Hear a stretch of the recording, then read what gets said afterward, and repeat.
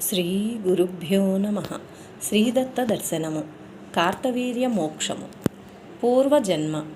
కార్తవీర్యుడికి అంతరమైన యోగ సాధన మామూలుగానే సాగిపోతుంది. రాజ్యపాలన కూడా అలాగే సాగిపోతుంది. ఆ వ్యవహారాల్లో ఒకసారి దత్తదేవ ప్రసాదితమైన దివ్యరథాన్ని అధిరోహించి స్వర్గలోకం వెళ్ళవలసి వచ్చింది. వెళుతూ దారిలో నందనవనంలోంచి రథం పోనిచ్చాడు కార్తవీర్యుడు విహారార్థంగా. ఆ సమయాన సుధర్మలో అనగా దేవసభలో ఉంటాడనుకున్న దేవేంద్రుడు శచీదేవితో ఉయ్యాలలూగుతూ కనిపించాడు అక్కడ. దేవేంద్రుణ్ణి కొత్తగా పెళ్ళైన వాడిలాగా పెళ్ళాం మోజులో ఒళ్ళెరగకుండా ఉన్న దశలో చూడగానే కార్తవీర్య చక్రవర్తికి చాలా అసహ్యం వేసింది. ఎంతో తపస్సు చేసి ఈ స్థితికొచ్చాడు. ఎందరెందరో మహాత్ముల సాన్నిధ్యంలో నిత్యం ఉంటాడు. అయినా ఇతడికి ఈ ఇంద్రియ వ్యామోహం నశించలేదు. ఎంత వయసొచ్చి ఏం లాభం అనిపించింది. ఒకడికి జంకవలసిన పని అతనికి లేదు కదా అనిపించిన మాటలు బయటికే అనేశాడు కార్తవీర్యుడు. ఎదుట ఉన్నది త్రిలోకాధిపతి, పైగా భార్య ప్రక్కనున్నది. తను మానవ మాత్రుడు. తనకెంత శక్తి ఉన్నా అతని కన్నా పదవిలోనూ వయసులోనూ చాలా చిన్నవాడు తను. కానీ ఆ విషయం స్ఫురించలేదు కార్తవీర్యుడికి. దేవేంద్రుడికి భార్య ఎదుట తల కొట్టేసినట్టయింది.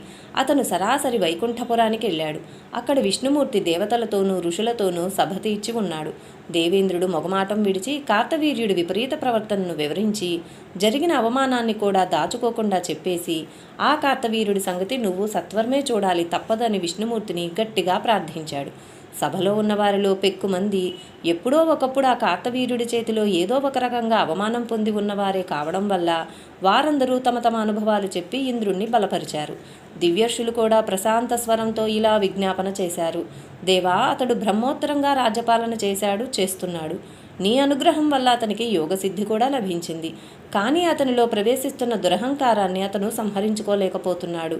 అందువల్లే అతన్ని ఆశ్రయించి అతని అండ చూసుకొని కన్ను మిన్ను గానకుండా విర్రవీగుతున్న వేలాది క్షత్రియ యువకులను అతను అదుపు చెయ్యకపోగా వారికే సామంత రాజ్యాలన్నీ కట్టబెట్టాడు. అతని కన్నా ఈ ఉపగ్రహాల వల్లే లోకానికి పీడ ఎక్కువగా ఉంది. ఇతను కూడా పెద్దలను తిరస్కార బుద్ధితో చూడటానికి జంకటం లేదు. తరువాత నువ్వే ప్రమాణం. ఉపపత్తి సహజంగా ఉన్న దివ్యర్షుల మాట విని విష్ణుమూర్తి మేఘ గంభీర మధుర మంగళ నిస్వనంతో ఇలా చెప్పసాగాడు. మహనీయులారా, జీవులకు పూర్వ సంస్కారాలను జయించడం ఎంత దుష్కరమో దీనివల్ల మరొక్కసారి లోకానికి తెలుస్తుంది. ఇతని కథ విని అహంకార విషయంలో ఎంత జాగరూకత వహించవలసి ఉంటుందో సాధకులంతా గ్రహించాలి. ఇతను పూర్వజన్మలో మాకత్యంత సన్నిహితుడైన పరిచారకుడు సుదర్శనుడు అనగా సుదర్శన చక్రం. ఆ సుదర్శనుడికి ఒకసారి తన పరాక్రమం వల్లే మేము రాక్షస సంహారం చేసి ఆ కీర్తంతా తనకు దక్కకుండా మూటగట్టుకొని పోతున్నామని లోపల కుళ్ళు పుట్టింది. వీణ్ణి మొదట్లోనే హెచ్చరిస్తే బాగుపడే అవకాశం ఉంది అనే భావనతో మేమతన్ని దగ్గరకు పిలిచి, సుదర్శన, నువ్వే గనుక దగ్గర లేకపోతే నా గతి ఏమై ఉండేదా అని ఆలోచిస్తున్నాను. అంతా నీ చలవే అని ఈ రకంగా నర్మగర్భంగా మాట్లాడాము. అది విని అతడు విషయాన్ని గ్రహించడానికి బదులు అవునన్నట్టు ముసిముసి నవ్వులు నవ్వి రొమ్ము విరుచుకొని కూర్చున్నాడు. అతను బుద్ధిశాలే, కానీ గర్వం బుద్ధిని కమ్మేసింది. అప్పుడిక వీడికి కఠిన బాధే తప్ప మరొకటి ఉపయోగించదని గ్రహించి క్రోధాన్ని ఆహ్వానించుకుని బలగర్వితుడివైనావు కనుక చొట్ట చేతులతో పుట్టరా అని శపించడం జరిగింది. అప్పటికి కళ్ళు కిందకి దిగి తప్పు తెలిసి కాళ్ల మీద వాలి ప్రాధేయపడ్డాడు. అప్పుడు భయపడకు, వచ్చే జన్మలో కూడా నా భక్తుడి అవుతావులే. అప్పుడైనా జాగ్రత్తగా సాధన చేసుకుని ఈ గర్వాన్ని జయించుకో. పై జన్మకి మళ్ళీ మా దగ్గరకు వచ్చేద్దు గాని అని ఓదార్చి పంపించాము. ఆ సుదర్శనుడే ఈ కార్తవీర్యుడు. పెనుగులాడుతున్నాడు అహంకార బీజాన్ని జయించాలని.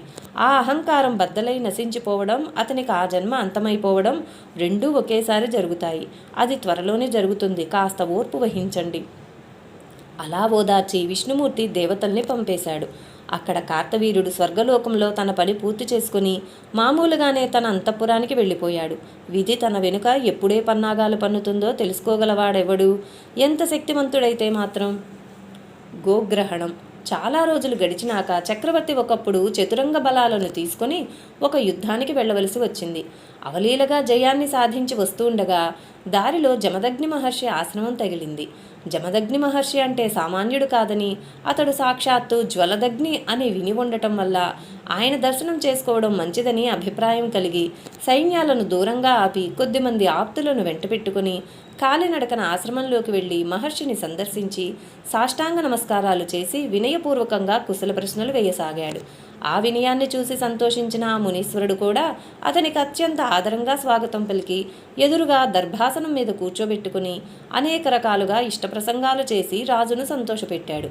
పరమేశ్వరుడు ఎప్పుడెవరి బుద్ధుల్లో దూరి ఏమేమి వింతలు చేస్తాడో ఎవరూ ఊహించలేరు కదా.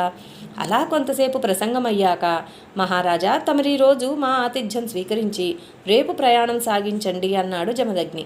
రాజుకి చిరునవ్వు వెళ్ళుకొచ్చింది. ఇదే ఈ బ్రాహ్మల దగ్గరున్న బడాయి. తనకు తింటానికి గతి లేదు, నన్నెందుకు రమ్మంటాడు? పైకి భోళాతనం, లోపల అహంకారం అనిపించింది చక్రవర్తికి. అయినా పైకి వినయంగానే ఉండి, మునీంద్ర, తమ వాక్కులతోనే మాకు విందయింది, తమ దర్శనంతోనే మాకు తృప్తి అయింది, ఇక వేరే విందులెందుకు? మాకు సెలవిప్పించండి అన్నాడు. మహారాజా, నువ్వు ధర్మాత్ముడివి. మాకు అడవిలో కావాలంటే మాత్రం అతిథులు దొరుకుతారా?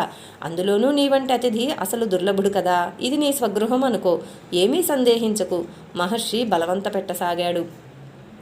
మహర్షికి తన హృదయంలో మాట తెలిసే మాట్లాడుతున్నాడో లేక తన మామూలు ధోరణిలోనే మాట్లాడుతున్నాడో అర్థం కాలేదు రాజుకి. అయ్యా, మా వెనకాల చాలా పరివారం ఉంది. రాజు ఇంకా ఏమో చెప్పబోతున్నాడు. ఎంత మాట మహారాజా, పరివార సమేతంగానే ఆతిథ్యానికి ఆహ్వానిస్తున్నాను కాదనకు. ముని మళ్ళీ బలవంత పెట్టాడు. చక్రవర్తికి మనసులో అనుమానం పెరిగింది. ఈ బ్రాహ్మణుడేదో తన తపశ్శక్తిని తనకు చూపిద్దామని ఉబలాట పడుతున్నట్టున్నది. సరే కానిమ్మనిపించింది. దాంతో సరే అని అంగీకరించాడు. మహర్షి ముఖం ఆనందంతో వికసించింది. వెంటనే ఆయన, అమ్మాయి సురభి అని బిగ్గరగా పిలిచాడు. ఎవరినో ఆశ్రమ బాలికను పిలుస్తున్నాడనుకున్నాడు రాజు. కానీ గల్లు గల్లున గజ్జల చప్పుడు చేసుకుంటూ ఒక చక్కని కపిలగోవు వచ్చింది ముని దగ్గరకు. నిగనిగలాడే ఒళ్ళు, చారడేసి కళ్ళు, బొద్దుగా కుదిమట్టంగా ఉన్న ఆకారం, అరవంపు తిరిగిన కొమ్ములు, నునుపుదేరిన మూపరం, దోరణం లాంటి గంగడోలు, బానంత పొదుగు, చూడముచ్చటైన తోక, మొత్తం మీద ఆ ఆవును చూస్తుంటేనే కడుపు నిండుతున్నట్టుంది. ఆ ఆవు నిజంగానే కన్న కూతురులాగానే గారం చేసుకుంటూ ముని దగ్గరకు వచ్చేసరికి ఆయన దాని గంగడోలు సరిచేసి ముద్దు చేస్తూ, చూడమ్మా, రాజుగారు వచ్చారు. ఇలాంటి అదృష్టం మనకు మళ్ళీ పట్టదు. వారి పరివారం కూడా వచ్చి ఉంది.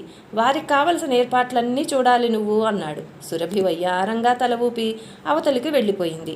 ఆ తర్వాత ఏం జరిగిందో రాజుకు తెలియదు. తనకు తన పరివారానికి జరుగుతున్న దేవేంద్ర సపర్యలకు మాత్రం అతను విస్తుపోయి చూస్తూ ఉండిపోయాడు.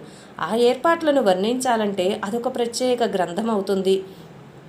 కనుక సంగ్రహంగా చెప్పాలంటే భరద్వాజ విందు అని మనలో ఒక సామెత ఉంది. ఆ భరద్వాజ విందు అనేది ఈ కథకు తరువాత కాలంలో జరిగిన కథ. దానికి వాల్మీకంతటి మహాకవి చెయ్యి చేసుకుని వర్ణించే భాగ్యం పట్టింది కనుక ఇవాల్టికి కూడా ఆ విందు పేరు సామెతగా మిగిలింది. ఈ జమదగ్ని విందుకు ఆ భాగ్యం పట్టలేదు కనుక మనకది తెలియకుండా పోయిందంతే. నిజానికి భరద్వాజుడి విందు కన్నా ఎంతో వైభవంగా సాగింది విందు. ఆ విందుకి, ఆ సపర్యలకి, ఆ భోగాలకి మత్తెక్కిన సైనికులు మహారాజు ఎదురుగా ఉండగానే మైమరచి మహర్షిని స్తోత్రం చేయడం ప్రారంభించారు. ఇలాంటి ఆశ్రయం దొరికితే ఇక ఈ పాడు రాజోద్యోగం ఎందుకు అన్నారు కొందరు. ఇదిరా వైభవం అంటే అన్నారు కొందరు. ఇలాంటిది మనం ఇంతవరకు అనుభవించలేదు సరికదా, అనుభవించిన వారిని చూడనైనా లేదన్నారు కొందరు. కొందరు విద్యావంతులు ఇంతటి ఐశ్వర్యం ఉండి కూడా ఈ అడవుల్లో ఆకులు అలములు తింటూ ఇంత విరాగంగా తపస్సు చేస్తున్నారు కనుకే ఈ బ్రాహ్మలు సర్వవంద్యులు అయ్యారా అన్నారు. జరిగిన ఆదరణంతా తనకు బుద్ధిపూర్వకంగా చేసిన మహా అవమానమేనని అసలే లోపల కుమిలిపోతున్న చక్రవర్తికి ఈ సైనిక ప్రలాపాలతో పుండు మీద కారం జల్లినట్లు అయింది. రాజుకి ఆలోచనలు చెల్లాచెదురుగా సాగుతున్నాయి. ఇదంతా ఈ ముని తపశ్శక్తి అని మీరు భ్రమిస్తున్నారు, మూఢులు. నిజానికి శక్తి అంతా ఆ సురభిలో ఉంది. ఎక్కడో పట్టాడు దాన్ని మనం లాక్కుపోతే అప్పుడుంటుంది పస అనుకున్నాడు. చివరికి తన విడిదిలోంచి మెల్లగా నడిచి వస్తున్న రాజు ఈ పాటికి మునిముఖం విజయగర్వంతో వెలిగిపోతూ ఉంటుందనుకున్నాడు. కానీ తీరా వచ్చి చూసేసరికి అది పరమ ప్రశాంతంగా కనిపించింది. పైగా రాజుని చూడగానే పరమానందంగా పలకరించాడు. ఏమైనా లోపాలుంటే మనసులో పెట్టుకోవద్దన్నాడు. చాలా మర్యాదగా ఉన్నాడు మొత్తం మీద. అయితేనేమి, విషబీజం పడ్డ మనసుకు ఎదుటివారి సద్గుణం తెలుస్తుందా? మహర్షి చేసే ప్రతి పని రాజుకు అవమానకరంగా కనిపించసాగింది. ఆ మాట ఈ మాట మాట్లాడి మెల్లగా అసలు విషయం బయటపెట్టాడు రాజు. మహర్షి, మీ దగ్గర ఉన్న ఆవు చాలా మనోహరంగా ఉంది. అది ఆవుల్లో రత్నం లాంటిది. ఇది మా దగ్గరుంటే బాగుంటుంది. మహర్షి ఆశ్చర్యంగా చూశాడు రాజు వంక.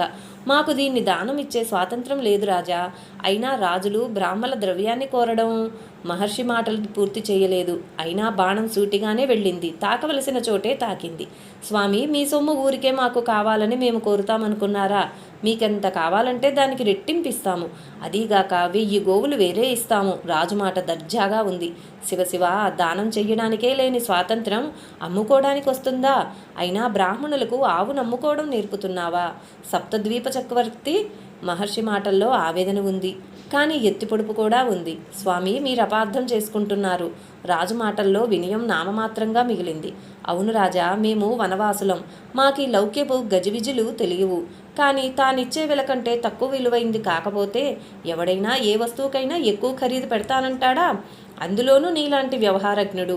ఇది అమూల్యమైన ఆవు. పైగా ఇది నా కూతురు, నాకు చెల్లెలు, నాకు తల్లి. నాకే కాదు, మా ఆశ్రమానికి అంతటికీ తల్లి. రాజా, నీకు హితం చెప్పడం బ్రాహ్మణ ధర్మం కనుక చెప్తున్నాను. కోపగించక విను. నువ్వు పెడదారి నడుగు పెట్టావు. నడక సాగక ముందే వెనుకకు తిరుగు. మహర్షి ఈ మాట వదిలినవి బాణాలు కావు. బల్లెం పట్టుకొని మళ్ళీ మళ్ళీ పొడవడం అది. రాజుకు తన సైనికుల ఎదుట జరిగిన ఈ సంఘటన భరించరానిదైపోయింది. తల కొట్టేయడం కాదు, తన వారందరూ తన మొహాన ఉమ్మేసినట్టయింది. మరో ప్రక్క తను చేసేది దోషమని తన అంతరాత్మ తన్ను చిత్రహింస చేస్తోంది. కానీ చేసిన తప్పు ఎలాగూ చేశాడు, పోయిన కీర్తి ఎలాగూ పోయింది. ఈ తన సైనికుల ఎదుట తానెలాగూ అన్ని విధాలా చులకనయ్యాడు. అన్ని జరిగాక ఇక జంకటం దేనికి?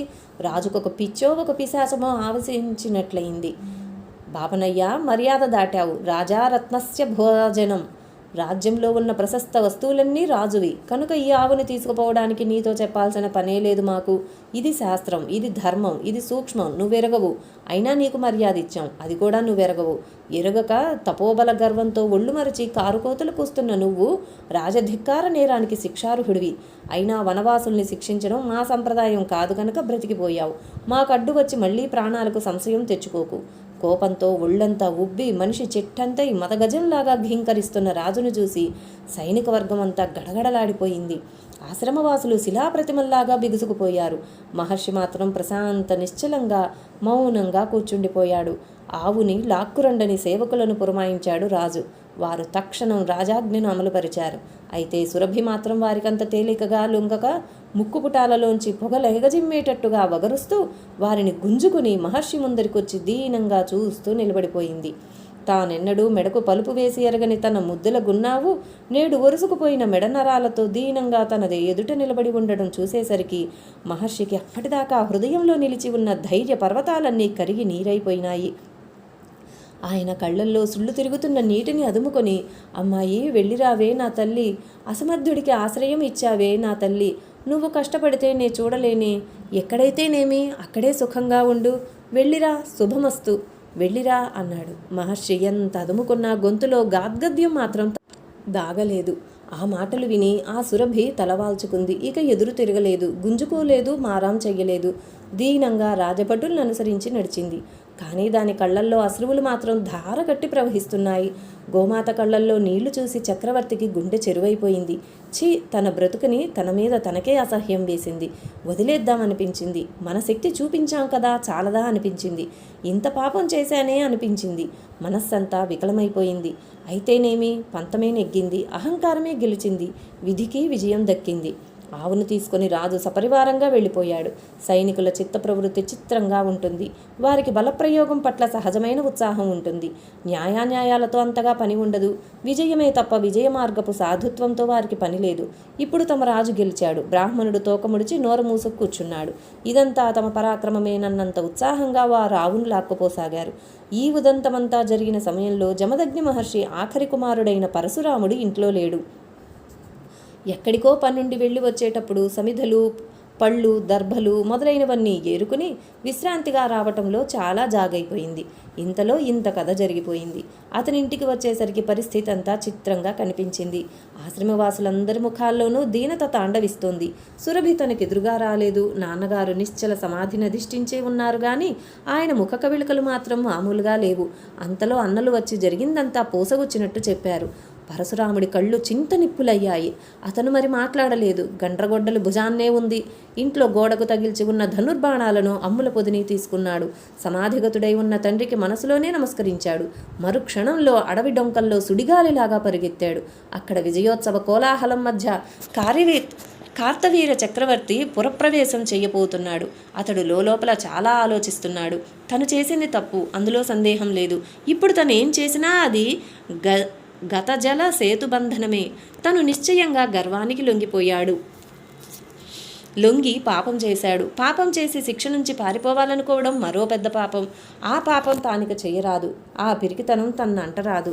రాబోయే శిక్ష కోసం తానిక ప్రతి క్షణం ప్రతీక్షిస్తూనే ఉంటాడు. తనకు తగిన శాస్తిని అనుక్షణం ఆహ్వానిస్తూనే ఉంటాడు. కైవల్యం. ఈ రకమైన ఆలోచనలు చేస్తూ పురప్రవేశం చేయబోతున్న కార్తవీర్య చక్రవర్తికి కనుచూపు మేరలోంచి ఒక సింహగర్జన వినిపించింది.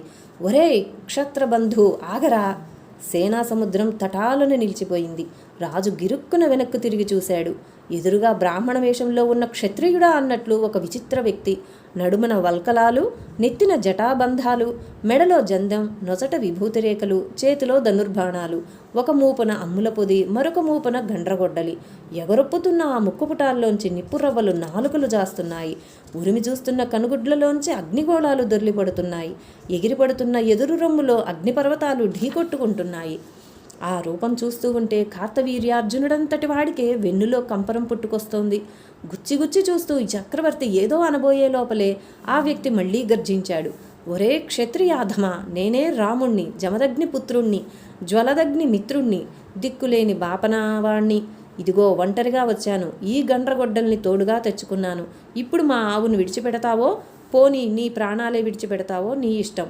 అది నీకే వదిలేస్తున్నాను. రాజు ఈ మాట విని ప్రశాంతంగా ఉండిపోయాడు. ఎదురుగా కనిపించే ఆకారమే చెబుతోంది. అదేదో డాంబికోక్తుల వదరుబోతు రకం కాదు. ఇదం క్షాత్రం, ఇదం బ్రాహ్మ్యం అని రెంటికి సరిపడ్డ జగ్గజ్జట్టి రూపం అది.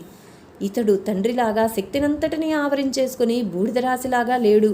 ప్రతి రోమకోపంలోంచి అగ్నిజ్వాలల్లాగా శక్తి ఎగజిమ్ముకు వస్తున్న ఈ మనిషి దావాగ్నిలాగా ఉన్నాడు. ఎవడై ఉంటాడితను? ఎవడైతే తనకేమి? తాను క్షత్రియుడు, పరాయివాడొకడు వచ్చి తన అవమానకరంగా పిలిచి యుద్ధానికి రమ్మంటున్నాడు. యుద్ధానికి దిగటం ఒక్కటే ఇప్పుడు క్షాత్రధర్మ కర్తవ్యం. చూస్తున్నంతలో రాజు కళ్ళు అగ్నిగుండాలయ్యాయి.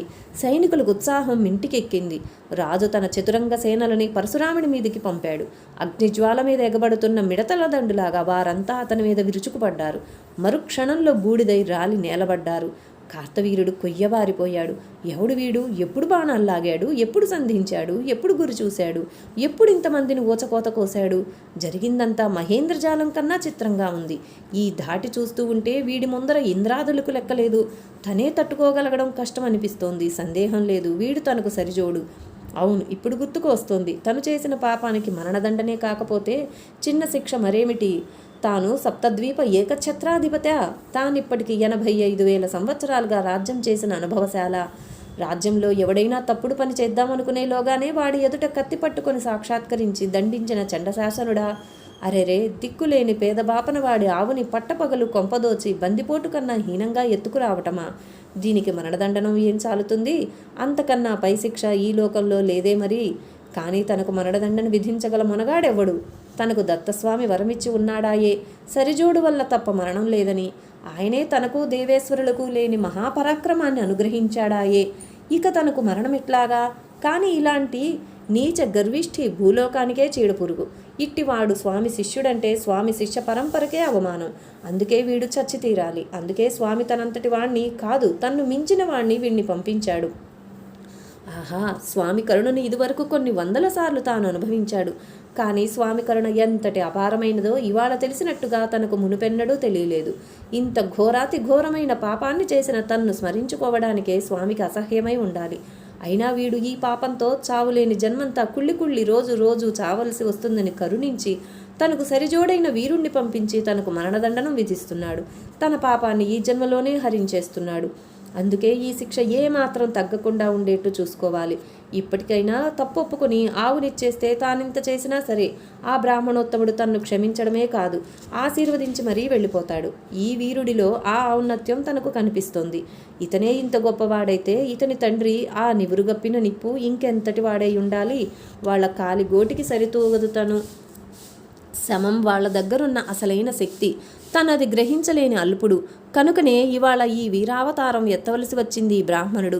కనుక ఇంతకు తన శిక్ష తనకు పడాలి. కనుక ఇతన్ని ఇంకా రెచ్చగొట్టడమే తన కర్తవ్యం. గురుదేవుడు తనను అనుగ్రహించుగాక. రాజు ఆలోచనలు ఈ ధోరణిలో సాగుతున్నాయి. ఈ ఆలోచనంతా ఒక్క క్షణకాలంలో జరిగిపోయింది. మనస్సుకి నిశ్చయం రావడంతోటే రాజు ప్రళయకాల రుద్రుడయ్యాడు. తన 1000 చేతుల్ని తెప్పించుకొని 500 ధనుస్సులు ధరించి పరశురాముని మీద వడగళ్లవానలాగా శరవర్షం కురిపించసాగాడు. ఈ హఠాత్ పరిణామానికి పరశురాముడు తత్తరబడ్డాడు. ఉన్నట్టుండి రెక్కలు తెగకముందు ఎగిరే మేరుమందర పర్వతాల్లాగా ఆకాశమంతెత్తు ఎదిగి రథారూఢుడై వస్తున్న ఇతడు ఇందాకటి కార్తవీరుడేనా అనిపించింది. అతను తేరుకునే లోపల కురిసే వడగళ్లవానకు కమ్ముకుపోయిన శిలాప్రతిమలాగా అతను బాణవర్షంలో కమ్మివేయబడ్డాడు. కానీ అంతలోనే మంచు ముక్కలను ఆవిరి చేసే సూర్యకాంతమణిలాగా మహాగ్నిజ్వాలలాగా మహోగ్రతుడై అతను వెలువడ్డాడు. ఎదుటివాడి పరాక్రమం చూసి ఉత్సాహం ఇనుమడించింది పరశురాముడికి. శస్త్రయుద్ధం అనతి కాలంలోనే దివ్యాస్త్ర యుద్ధంగా మారింది. పరశురాముడు అనేక మారులు కార్తవీరుడి 500 ధనుస్సులు విరగ్గొట్టాడు. కానీ కార్తవీరుడు ఇంతలోనే కొత్త ధనుస్సులు అందుకుని పరశురాముడి సంధిబంధాలలో నాటేట్టుగా బాణాలు వేశాడు. కవచం లేని పరశురాముడు అనేకసార్లు దిమ్మెరబోయాడు. కానీ అంతలోనే తేరుకొని లేచి విజృంభించి రాజు చేతులు నరకసాగాడు. కానీ మళ్లీ చేతులు మొలవడం చూసి విసిగిపోయి మెరుపు కన్నా వేగంగా కార్తవీరుడిపై దూకి మర్రి చెట్టు ఎగబాకినట్టు ఎగబ్రాకి తన గండ్రగొడ్డలతో కొమ్ములు నరికినట్టు చేతులు నరికి త్రుటిలో మళ్లీ తన స్థానంలోకి వచ్చాడు. కార్తవీరుడు ఆ బాధకు విలవిల్లాడి మూర్ఛపోయాడు. కానీ అంతలోనే తేరుకుని లేచాడు. ఆ లోపలే అతనికి మళ్లీ 1000 చేతులు మొలిచాయి. ఇలా చాలాసార్లు జరిగింది. అప్పుడు పరశురాముడు ముందుగా బ్రహ్మాస్త్రాన్ని ప్రయోగించి వెనువెంటనే తాను పరశువును పట్టుకుని రాజు చేతులు నరకసాగాడు. ఆ బ్రహ్మాస్త్ర ప్రభావం వల్ల కొత్త చేతులు మొలవటం ఆగిపోయింది. కానీ కార్తవీరుడు నిరుత్సాహపడలేదు. బాధను అణగదొక్కి మిడతను విదిలించినట్టు పరశురాముణ్ణి దూరానికి విసిరికొట్టి మిగిలిన చేతులతో గదలు, ఖడ్గాలు, ముద్గారాలు మొదలైన వందలాది ఆయుధాలను ధరించి పరశురాముణ్ణి చావబాదటం మొదలుపెట్టాడు. కానీ పరశురాముడు ఆకు సందుల్లోంచి దూసుకుపోయే హోరుగాలిలాగా కార్తవీరుడి శరీరం మీద పరుగులు పెట్టి అతని చేతులు నరికిపారేశాడు. చేతులన్నీ తెగి నెత్తురోడుతూ మూడువారిన తుమ్మముద్దులాగా నిలిచి ఉన్న కార్తవీరుణ్ణి చూసి ఆకాశంలో మేఘాలు అదిరిపడేట్టుగా వికటాట్టహాసం చేశాడు పరశురాముడు. కానీ అప్పటికే కార్తవీరుడికి కావలసింది దక్కింది. అతని మనస్సు ఇప్పుడు సద్గురు దత్తస్వామి పాదాలపై లగ్నమై తాను ఆత్మారాముడై ఉన్నాడు. అతనికి బాహ్యస్మృతి లేదు. ఆ స్థితిలో పరశురాముడు పరమేశ్వరుణ్ణి స్మరించుకొని అతని శిరస్సుని ఖండించాడు. ఆశ్చర్యం నుంచి తేరుకున్న దేవతలు పరశురాముని మీద పుష్పవర్షం కురిపించారు. అంతకు ముందే జీవన్ముక్తుడై ఇప్పుడు విదేహముక్తుడైన కార్తవీర్యార్జునుడి ప్రాణవాయువులు అనంత వాయువుల్లో లీనమైపోయినాయి. అతని శరీరానికి హేతువులైన ఆయా తత్వాలు తమ తమ కారణాల్లో లయించినాయి. అక్కడ సహ్యాద్రి గుహల్లో సద్గురు దత్తమూర్తి సమాధిలో నిశ్చలంగా ఉన్నాడు. ఇక్కడ సురభి పరుగు పరుగున పరశురాముడి దగ్గరకొచ్చింది. ఆనంద బాష్పాలు రాలుస్తూ పొంగిన ప్రేమావేశంతో దాని మెడ కౌగిలించుకుని ఒళ్ళంతా నిమిరి గంగడోలు గోకి అనేక రకాలుగా బుజ్జగించి ఓదార్చి ఇంటికి తోలుకొని వెళ్ళిపోయాడు పరశురాముడు. ఆ విధంగా మహోజ్వలమైన కార్తవీర్యార్జునుడి 85,000 సంవత్సరాల జీవితం కైవల్యంలో పర్యవసించింది. దత్తస్వామి కృపకు ఇంత సర్వతోముఖంగా పాత్రుడైన భక్తుడు మరొకడు మనకు కనిపించడు. అతడు అత్యంత హీన దశలోంచి మహోన్నత శిఖరాగ్రాలకెక్కాడు. మహిమోజ్వలుడై మధ్యాహ్న మార్తాండుడై వెలిగాడు. అయినా పొరపాట్లు చేశాడు, చేసినా దిద్దుకున్నాడు. అతడెన్నెన్నో తప్పులు చేశాడేమో గాని గురుద్రోహం మాత్రం కలలో కూడా చేయలేదు. గురు ధిక్కారం కూడా అతను ఎరుగడు. అందువల్లేనేమో సద్గురు దత్తస్వామి అతని తప్పుల్ని ఏనాడూ పరిగణనలోకి తీసుకోలేదు. అతని తప్పులకు ఆయన పరోక్షంగా వేసిన ప్రతి శిక్ష అతనికి ఉత్తరోత్తర మహోన్నౌత్యానికే దారి చూపించింది. చివరికి అతను మహిమలన్నిటినీ మించిన నిత్యమహిమను కైవల్యాన్ని అందుకున్నాడు. ఆ మహాభక్తుడి జీవితంలో ప్రతి ఘట్టము సాధకులు సద్గురు సన్నిధానంలో ఎలా నడుచుకోవాలో, గురుభక్తి అంటే ఎలా ఉండాలో, సద్గురు కృప శిష్యులపై ఎలా ప్రసరిస్తూ ఉంటుందో అలా అనేక విషయాలలో ఏదో ఒక అంశాన్ని బోధిస్తూనే ఉంటుంది. ఈ కథను బట్టి సద్గురు దత్తస్వామి ఇటు ఐహికాన్ని అటు ఆముష్మికాన్ని రెంటికీ మించి కైవల్యాన్ని ఎలా అనుగ్రహిస్తాడో మనకు కొంత తెలుస్తుంది. ఇక్కడికి కార్తవీర్యార్జునుడి కథ అయ్యింది. కానీ దత్తస్వామి వ్యక్తిత్వంలోని మరో భాగం కూడా తెలియాలంటే ఆ పై గాథలోకి కూడా మనం వెళ్ళవలసి ఉంటుంది. మనకు తెలిసి ఉన్నంతలో లోకపు తీరును బట్టి కార్తవీరుడు స్వామికి ప్రాణప్రియమైన శిష్యుడు గనుక అతన్ని ఊచకోత కోసి చిత్రహింస చేసి చంపిన పరశురాముడి మీద ఆయనకు కోపం రావడమే సహజం. పోనీ ఆయన మహాత్ముడు కదా అని మనం సర్దుకున్నా ఎంత లేదన్నా పరశురాముడంటే ఆయనకంత ప్రీతి ఉండటానికి వీల్లేదు. సరే పోనీండి, స్వామికి ప్రియాప్రియాలు రెండూ లేవు, ఆయన వాటికి అతీతుడనుకొని సరిపెట్టుకున్న పగబట్టి బ్రాహ్మణశీలమైన శాంతిని కూడా ప్రక్కన పెట్టి అంత చేసిన పరశురాముడికైనా ఆ దత్తస్వామి మీద కన్నెర్ర ఉండద్దా? అనర్హుడికి శక్తి ఇచ్చి తమ కొంప మీదికి తెచ్చాడని. కానీ చిత్రమేమంటే ఆ పరశురాముడే స్వయంగా వెళ్ళి నిస్సంకోచంగా దత్తస్వామి పాదాలు పట్టుకుని శిష్యుడయ్యాడు.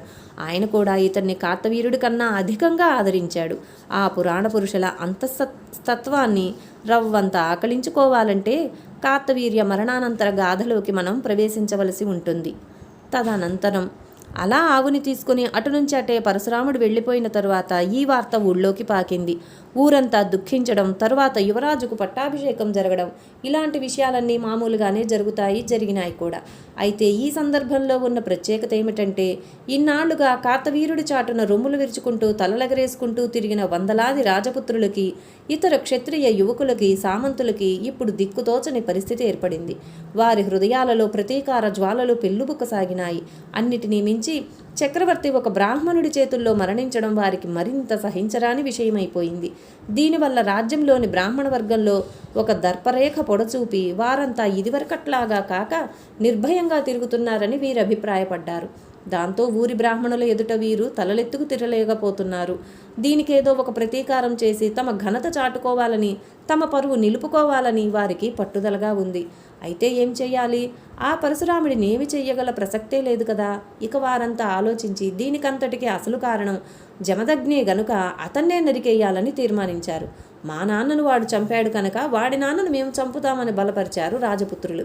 మాటలు బాగానే ఉన్నాయి, కానీ వీరిలో అందరూ ఆ పెద్దాయన పేరు చాటున తలలెగరేస్తూ వచ్చిన వారే తప్ప గట్టిగా నిలబడి ఆ పరశురాముణ్ణి నేను ఎదుర్కొంటాననగలవాడొక్కడూ లేడు. అందువల్ల వారంతా మళ్ళీ ఆలోచించి ఆ పరశురాముడు ఇంట్లో లేని సమయంలో వాడి తండ్రిని నరికేయాలని తీర్మానించుకున్నారు.